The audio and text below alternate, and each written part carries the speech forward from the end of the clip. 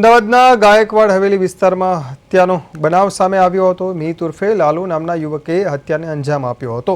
20 જાન્યુઆરીની રાત્રિએ આરોપી પોતાના ઘર પાસે મોબાઈલમાં ગેમ રમતા સમયે મૃતક અને તેનો મિત્ર ત્યાંથી પસાર થઈ રહ્યા હતા। એ દરમિયાન મૃતક અને આરોપી વચ્ચે ઝપાઝપી થઈ, જેની અદાવત રાખી આરોપીએ પોતાના બે મિત્રો સાથે મળી હત્યાનો પ્લાન બનાવ્યો। આરોપી મીત મૃતક આકાશને છરી મારી હત્યા કરીને ત્યાંથી ફરાર થઈ ગયો હતો। ગાયકવાડ હવેલી પોલીસ સ્ટેશન દ્વારા ગણતરીના કલાકોમાં ત્રણેય આરોપીઓને ઝડપી લેવામાં આવ્યા છે અને ઝડપાયેલો આરોપી એએમસીમાં ઢોર પાર્ટીમાં કામ કરતો હોવાનું સામે આવ્યું છે। ગઈકાલે ગાયકવાડ હવેલી પોલીસ સ્ટેશનમાં એક હત્યાનો ગુનો દાખલ થયો હતો, જેમાં મરણ જનાર જે છે આકાશભાઈ, તેમની હત્યા 3 આરોપીઓએ કરી હતી।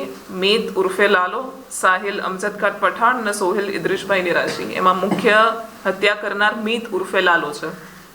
બંને કાગડાપીઠ પોલીસ સ્ટેશન વિસ્તારના રહેવાસી છે અને આકાશની હત્યા મીત દ્વારા છરી મારીને કરવામાં આવી હતી।